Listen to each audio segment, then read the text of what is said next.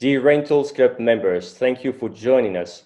Now we are with Quirin Schwaighofer. Quirin is the head of MadeComfy here in Australia.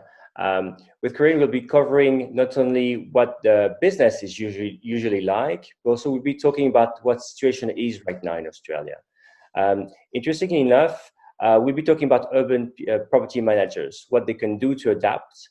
And we'll be talking about topics like, extended stays, corporate travel, as well as creating confidence. How do you create confidence when you have such a great brand, but still have to face these new doubts that travelers may have?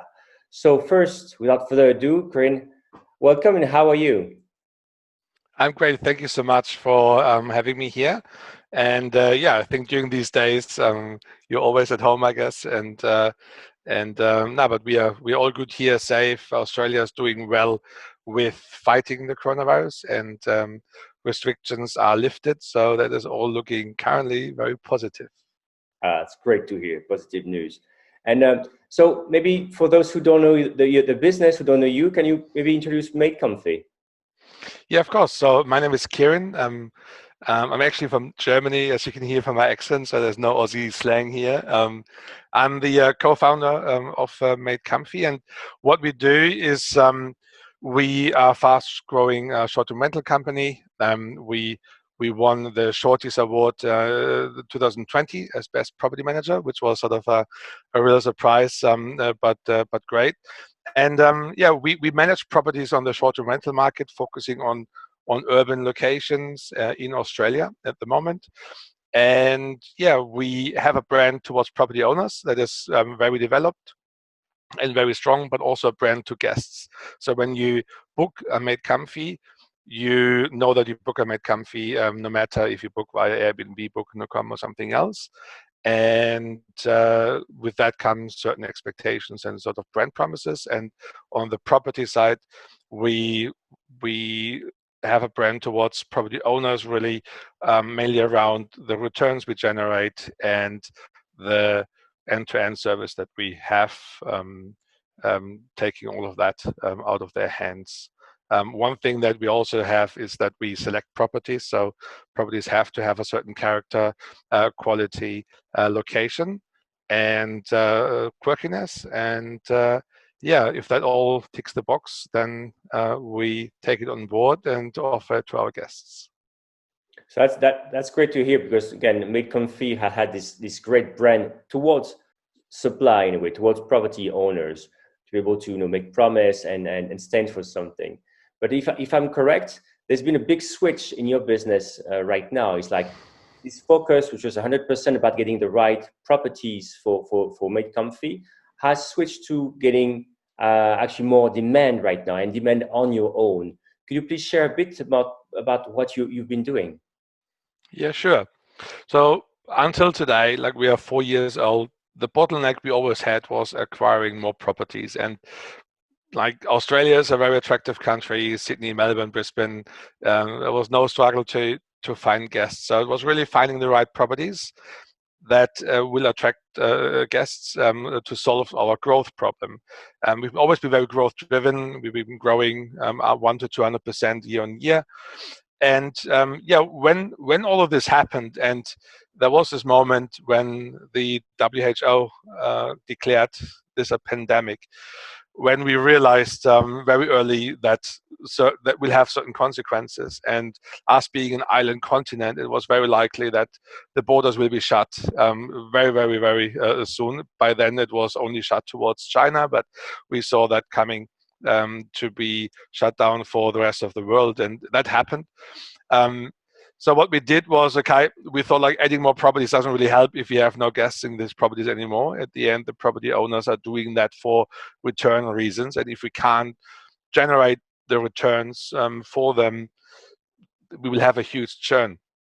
So we switched pretty much overnight our whole focus from, and it sounds very easy, but our focus from property owners towards the demand side. And that required us to really analyze where is this demand coming from and how do we do that? Because we were really relying on Airbnb, Booking.com, HomeAway to get bookings. And it's really limited to do proactive things on these platforms. So that was our challenge in early March, and our focus for the last couple of months now. So what's been interesting as well, so we're talking about this, so if people go to MadeComfy website right now, they can see that people can book straight away on the platform. And that's I guess, if I understand correctly, it's something actually new, right? Because you were more depending for that on the big OTAs. And not only can people book direct, but so they can book new kind of stays with you, like extended stays. So there's been a lot of efforts to go after demand and even new types of demand. So how did you think about it, and how did your team lead this effort? So I think when you do a lot, you learn a lot, and we've always been a company that has been evolving heaps. And like our 4 values, just to share this with you, we're a very culture value-driven company: agility, empowerment, trust, and wow. And the whole agility bit was an important bit, to really leave no stone untapped. And we identified by asking anyone, because we knew our properties are beautiful, they're nice, so something that people require, but who does it? And doing that out of exercise, calling people, emailing people, like messaging people, we realized a few groups that were requiring properties, and that was service workers, hospitals, the government, to prepare for that wave that was that we sort of faced here in Australia back then. And they needed accommodation, contained accommodation, where they don't put sick people, but those that have to isolate or separate from sort of loved ones at home, because they have a job that is more at risk to take to sort of catch the coronavirus. So positioning MadeComfy on that was something that we know we just can't do that with the OTAs, because it's just complex to really like offer that as a package. So we changed our whole tech roadmap.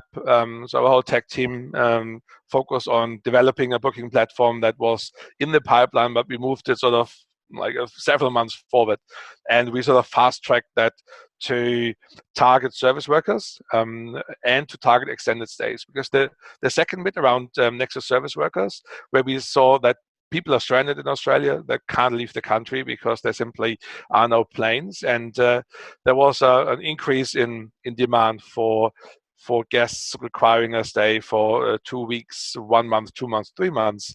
And we looked into ways of how do we simplify that, a booking process and that a quoting process. And yeah, we are still far away maybe where we say this is a perfect solution, but it enabled us to drive occupancy. We've always been between 40 and now 55% occupancy. And for urban PM in these days, when you have no tourism, when you have no travel allowed except those service workers, it is quite remarkable. And it sort of gave us some proof that what we are doing is actually not just water treading, but is actually successful. And we will learn more on that, but it's been a good road so far. So the team took action on developing things, understanding what was going on, finding this pocket of demand. And as you said, your business is a lot about being an urban property manager. So as you know, there have been things on the internet, so it must be true because it's on the internet. Talking about must be true with the internet. Right? Talking about the death of urban property managers. I mean, obviously, right? Some business models have taken very, very bad hits. So what do you think about that? Well, there's a quote from Charles Darwin that we've shared with our team as well, and that says, not the most intelligent and not the strongest man will survive, but the one who is most adaptable. And I think that applies to any kind of industry or player in a certain area that is sort of at threat. And definitely urban PMs are like hotels, are like airlines. Currently, those where you question how will it come back, number one, and if it comes back, how will travel come back? And if you sit there and hope that things become normal again, I think there will be a big disappointment, because that might take a few years' time, and that normal might be different normal, and you need to adapt. You hear a lot that a crisis is accelerating certain trends, and there will be certain accelerations for sure in that. In that is the opportunity for short-term rentals. But of course, you need to understand what is your value proposition, what value do you offer to people that require accommodation in urban locations? How do you work with legislation? 100%.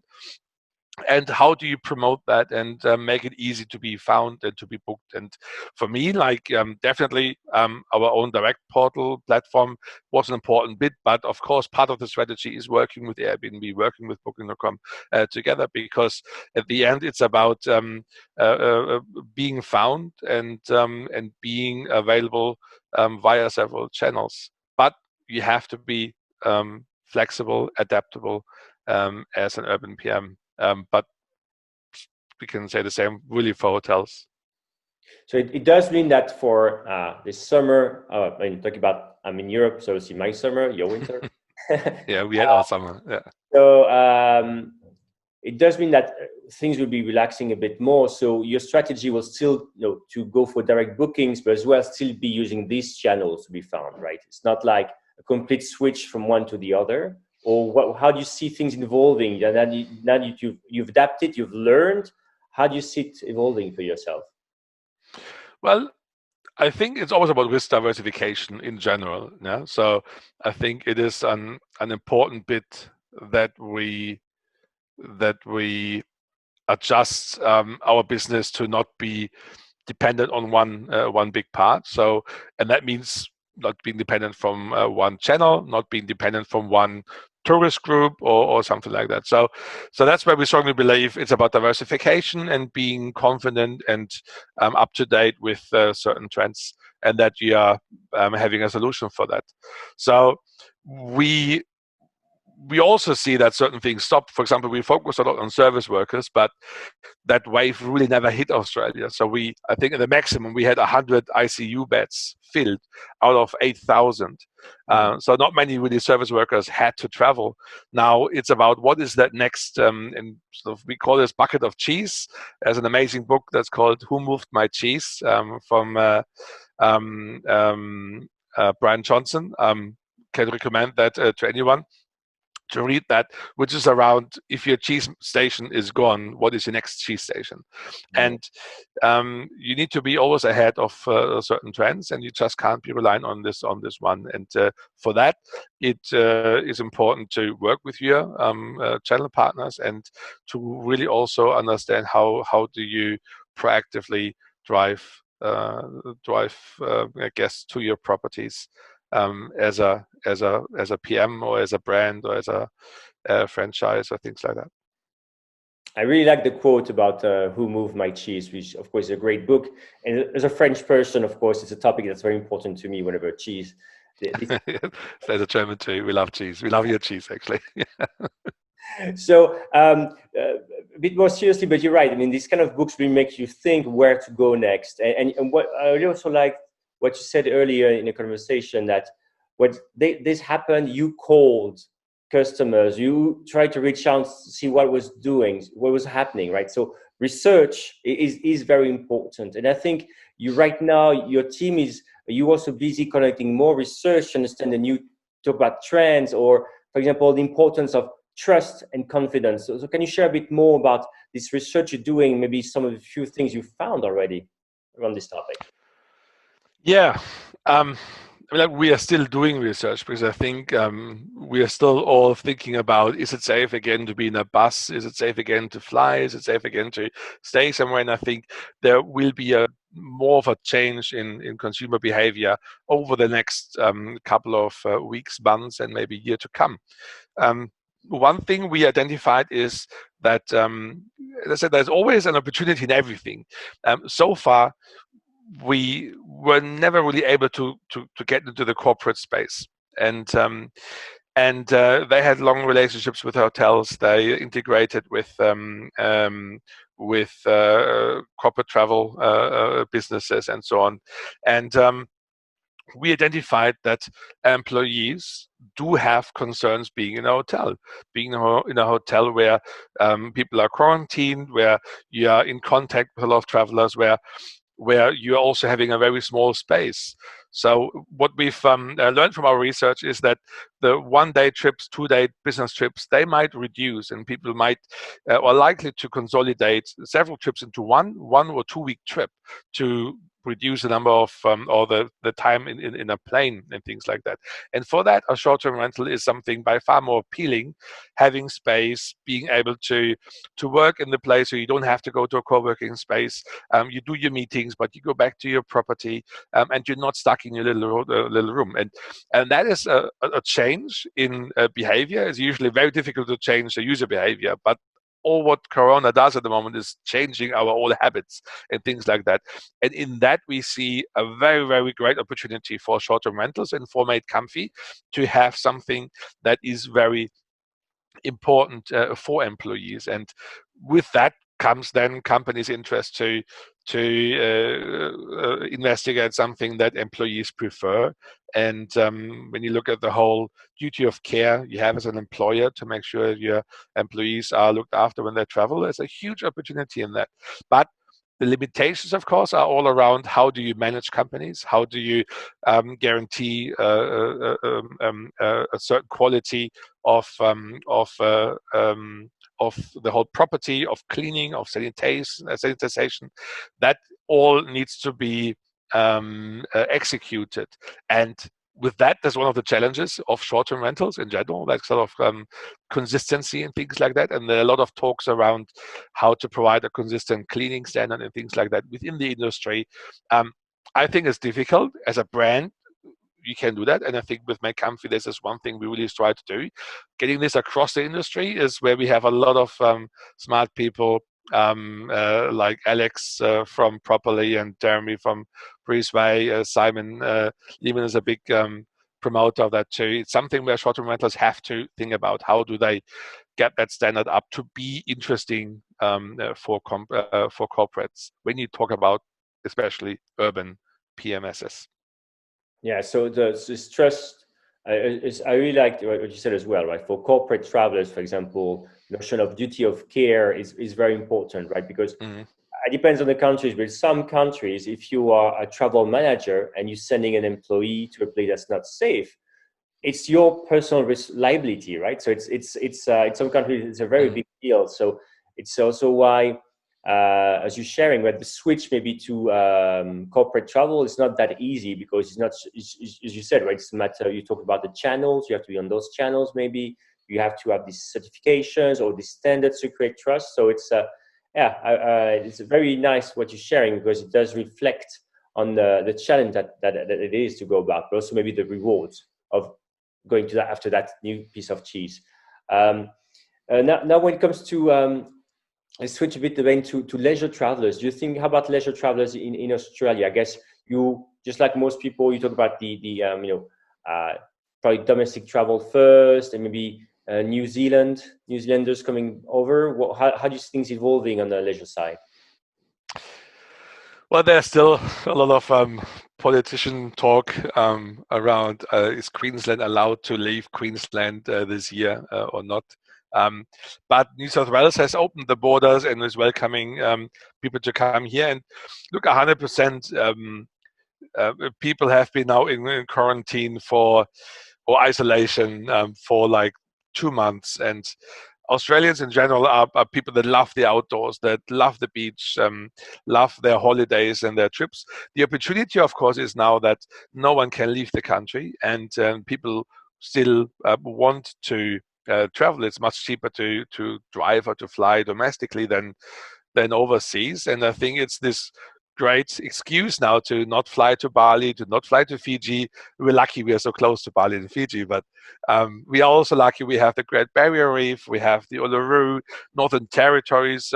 It's some beautiful nature and sites to really see. Tasmania itself, they can go on and on with that, and I think that's a great chance for in general Tourism Australia to raise the awareness of this beautiful country to everyone here, and of course also New Zealand.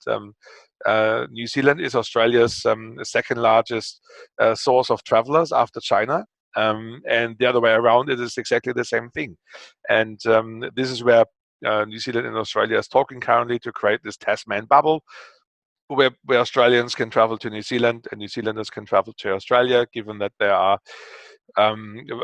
there's a very low number of cases, and both countries are very strict with implementations they have done to drive social distancing and traceability of cases. So, yeah, that's where we see a big opportunity. And when I look at fellow vacation rental managers, there is going to be, it's been very tough here with the bushfires, with the drought, with floods, then the coronavirus. I don't know. We can't have earthquakes, I think, here. So it's, but honestly, it's been really, really tough for a lot of us here, and it's now time that this changes. I think it's a very positive time about to come for the vacation rental industry here and in New Zealand. And like, I'm personally looking forward to do my first travel again when the company allows me to take some time off. It's maybe a long time away, but yeah, personally, I couldn't wait to travel again. Thank you, Quirin, because it's very great to hear from you. Both the vision, the calm as well, because I really like this. It's also, I know, property managers also. It's also helpful to hear, like, people taking actions but remaining calm, and so this positive note, or like, some things will come back differently, but trying to identify where they are, and hopefully, yes, I agree, we could take a break at some point. That would be amazing.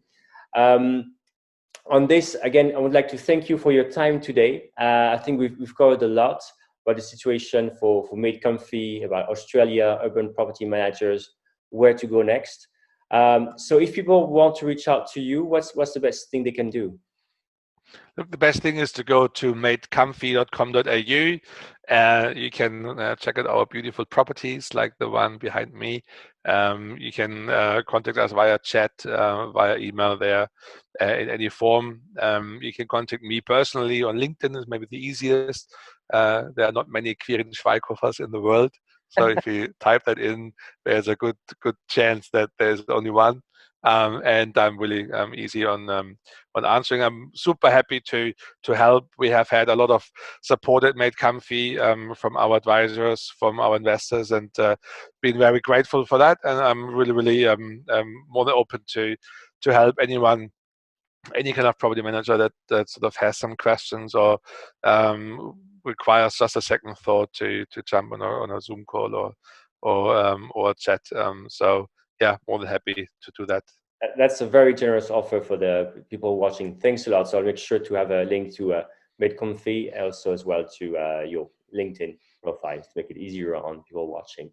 So once again, thank you so much, and have a great day. Thank you so much. Well done on doing this, and thank you so much for inviting me and really pulling this all off. It adds a lot of value to everyone. Thank you.